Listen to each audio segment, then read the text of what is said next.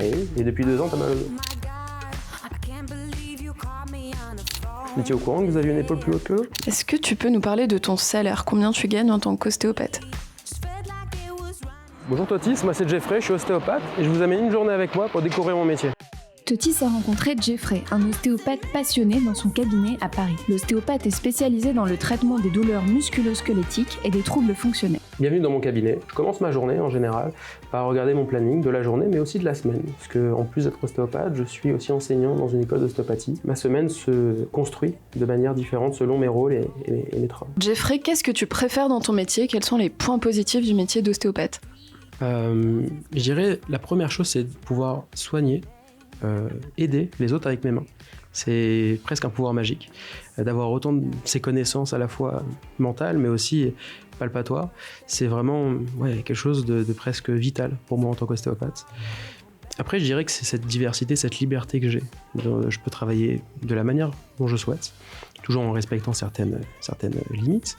Et puis, je peux travailler où je veux. Enfin, il y a plusieurs champs de compétences, plusieurs champs de travail. Et cette liberté, vraiment, pour moi, c'est important. Et là, d'ailleurs, je vais accueillir une patiente qui vient d'arriver. Je vous laisse venir avec moi.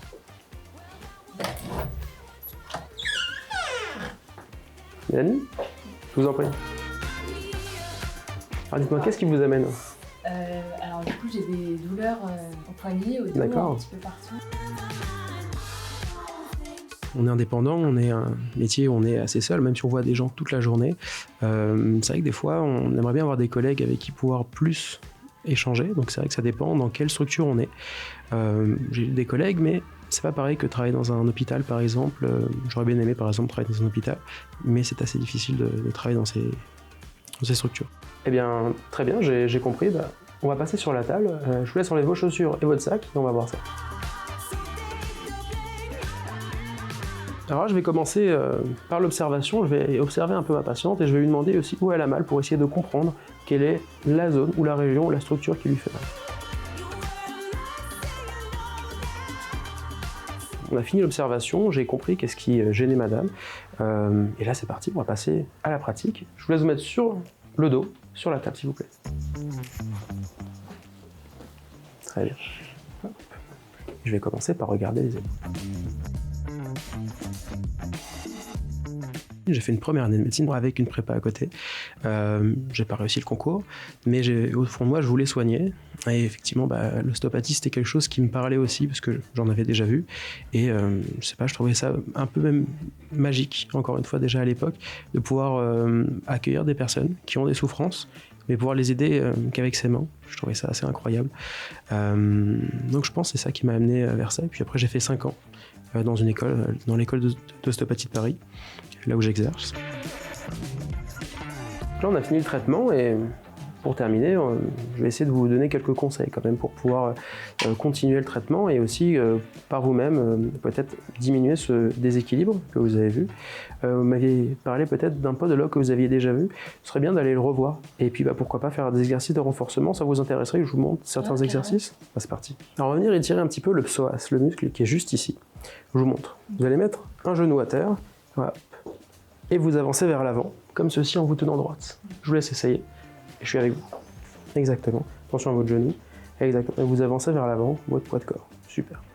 Comment as-tu construit ta patientèle? Le temps. C'est vraiment le temps qui m'a permis de la construire. Le travail, effectivement, il y a beaucoup de bouche à oreille. Il y a des médias après, des réseaux sociaux, beaucoup Doctolib. On va pas se mentir. C'est vrai que Doctolib, c'est un outil important quand on est ostéopathe.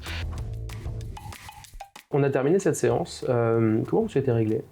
Par carte, s'il vous plaît. Très bien. Hop. Ça fera 60 €.